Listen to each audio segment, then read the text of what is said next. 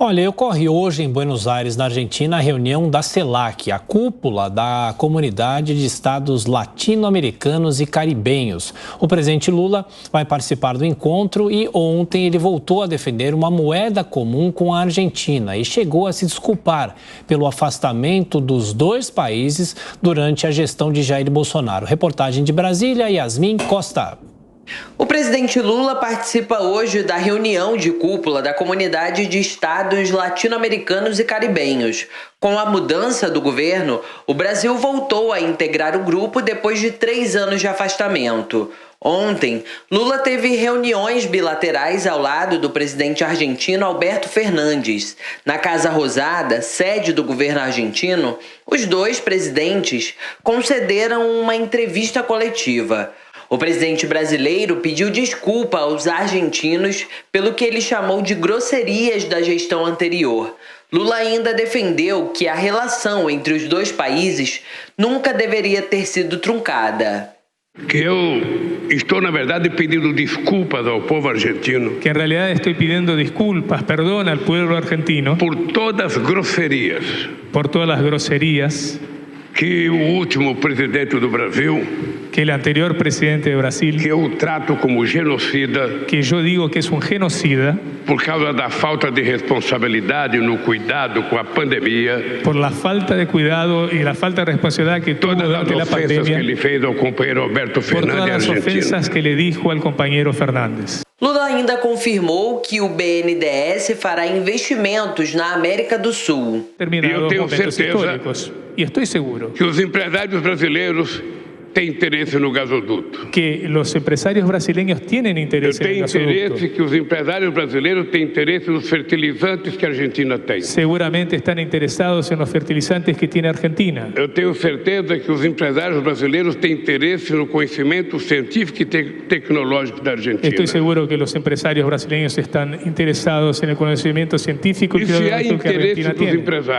Y si hay interés de los empresarios. Se há interesse do governo. Si hay interés del gobierno. E nós temos banco de desenvolvimento para isso. E temos banco de desarrollo para isso. Eu quero dizer que nós vamos criar as condições para fazer o financiamento que a gente puder fazer para ajudar no gasoduto argentino. O presidente argentino Alberto Fernandes afirmou que tanto o Brasil quanto a Argentina têm o mesmo entendimento de tornar mais eficaz y potencializar o Mercosur. Si hay algo que tenemos en común con el presidente Lula es nuestra imagen de la necesidad de integrar a la América Latina. Uma visão que temos em conjunto com o presidente Lula é precisamente a necessidade de integrar a América Latina. Hemos hablado primero de la integración mayor de nuestros países. Primeiro falamos sobre a integração dos nossos países. Hemos hablado después de fortalecer, hacer más eficiente y potenciar el Mercosur. Falamos depois de fazer mais eficiente, potencializar e incrementar a importância do Mercosul.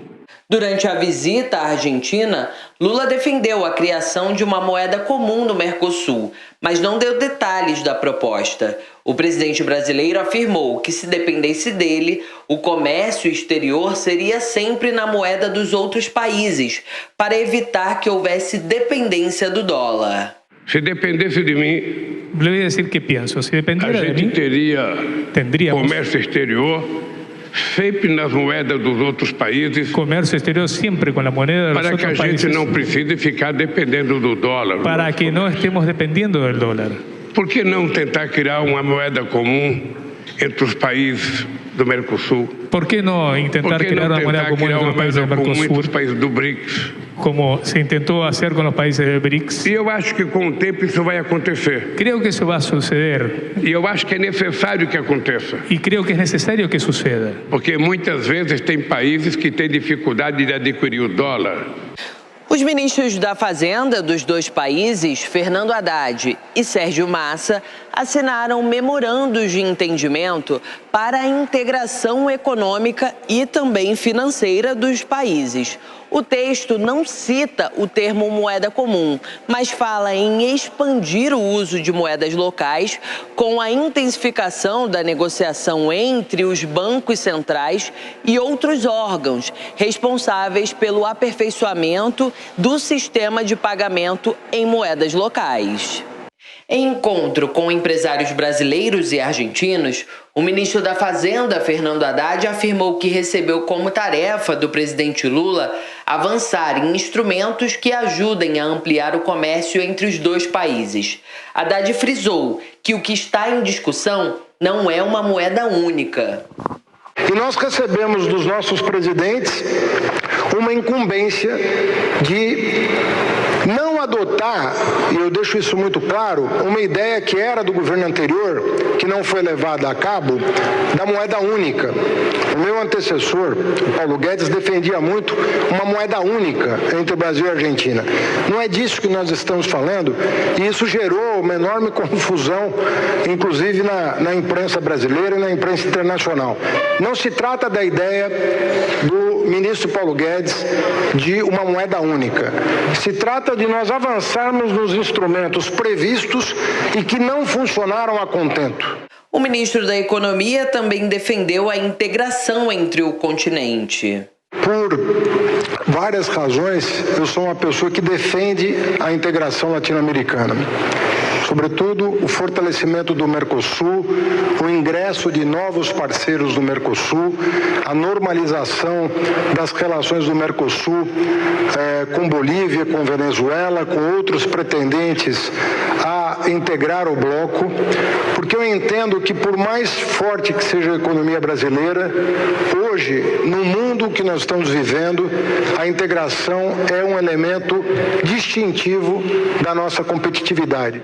Ainda durante essa visita à Argentina, o presidente Lula falou sobre a relação com a Venezuela. E para resolver o problema da Venezuela, a gente vai resolver com diálogo. E o problema venezuelano se solucionará com diálogo. E não com bloqueio. E não com bloqueios. A gente vai resolver com diálogo. Vamos a solucioná-lo com diálogos. E não com ameaça de ocupação. E não com ameaças de ocupação. A gente vai resolver com diálogo e não com ofensas pessoais. Lo vamos a solucionar com diálogo e não com ofensas personais. O Brasil vai restabelecer relações diplomáticas com a Venezuela. O Brasil vai restabelecer relações diplomáticas com Venezuela. Nós queremos que a Venezuela tenha embaixada no Brasil. Queremos que a Venezuela tenha embaixada em Brasil. Que Brasil. o Brasil tenha embaixada na Venezuela. Que o Brasil tenha embaixada em Venezuela. E vamos restabelecer. E restabeleceremos a relação civilizada. A relação civilizada. Entre dois estados autônomos. Entre dois estados autônomos.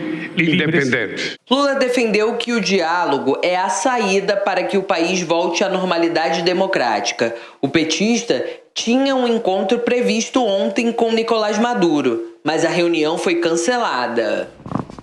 Bom, Diogo Schelp, primeiro essa grande discussão sobre moeda única, se isso pode valer em algum momento para os países, e esse pedido de desculpas do presidente Lula para os argentinos. Ele age de forma correta ou não? Tiago, de fato são muitos pontos aí abordados, daria para fazer uma análise muito mais completa, mas ficando apenas nesses dois pontos, então. A questão da moeda única, existe um esforço por parte de alguns países de usar outras moedas em transações comerciais internacionais. Por exemplo, a moeda chinesa vem crescendo como uma opção em transações, obviamente, na maioria dos casos, envolvendo a própria China, o que faz dela a quinta moeda mais usada atualmente no mundo em transações comerciais globais. O dólar é, de longe, a moeda mais utilizada. Há algumas desvantagens, inclusive, de se ter uma moeda como uma moeda forte de transação internacional e, obviamente, vantagens, principalmente para o país que adota, né, que é o dono dessa moeda. Essa é uma grande discussão de economistas. No Brasil, na questão do Mercosul, isso poderia servir para alguns propósitos, mas é preciso fazer um estudo completo para saber se isso seria de maior interesse dos nossos vizinhos, né, dos nossos parceiros comerciais, ou do próprio Brasil. Se o Brasil, como maior país, com maior PIB e assim por diante, seria beneficiado por esse modelo. É uma discussão que deve ser feita no nível técnico. Em relação ao pedido de desculpas que Lula fez em relação a Bolsonaro e tal, isso é natural quando há uma troca de governo, de um governo com uma posição política para outro com uma visão política absolutamente oposta. Há uma tentativa do novo governo de marcar uma clara divisão, principalmente em política externa, em relação ao governo anterior. Então, quando Lula eleva o tom, quando está numa visita internacional, criticando, chamando o ex-presidente de genocida, por exemplo, ele está fazendo essa clivagem. Curiosamente, mesmo em 2003, quando ele assumiu depois do governo Fernando Henrique, em que não havia tal polarização, havia uma polarização política, mas não tão extrema como a gente está vendo agora, Lula fez a mesma coisa, chegou a chamar, por exemplo, o que ele recebeu de Fernando Henrique como herança maldita. Então, é basicamente política, é basicamente uma forma de falar tanto para o exterior que chegou uma nova realidade, um novo governo com um novo caminho, como para falar para o seu público interno, principalmente a militância, que acha muito bacana que o presidente saia para o resto do mundo e faça críticas ao governo que ele derrotou nas urnas. Kobayashi, há muito realmente o que ressaltar dessa viagem de Lula à Argentina, a próxima, aliás, é o Uruguai. O que você gostaria de ressaltar, de destacar?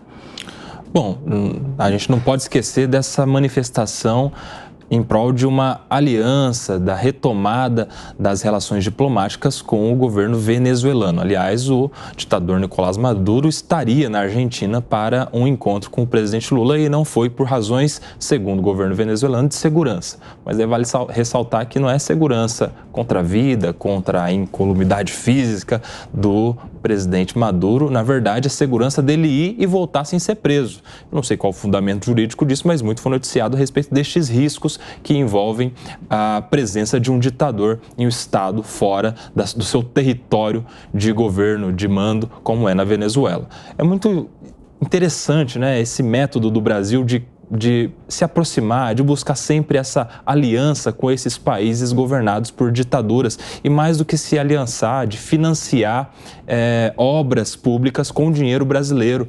É muito interessante isso porque a gente vê em estados sérios as alianças se formando com condições básicas, com premissas. As alianças acontecem desde que haja um compromisso com respeito, principalmente a direitos fundamentais básicos e com estados democráticos.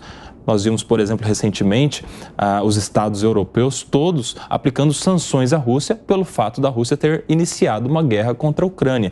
Muitos desses países que aplicaram essas sanções, inclusive, sofrendo prejuízos. Nós vimos, por exemplo, o fechamento do gasoduto russo que levava o gás russo à Alemanha e a Alemanha tendo que se virar lá para garantir a segurança energética. Ou seja, os países eles até sofrem prejuízo em prol de uma causa maior, que é o compromisso com a democracia. Infelizmente, no Brasil, nós não estamos vendo isso nesse início de governo petista.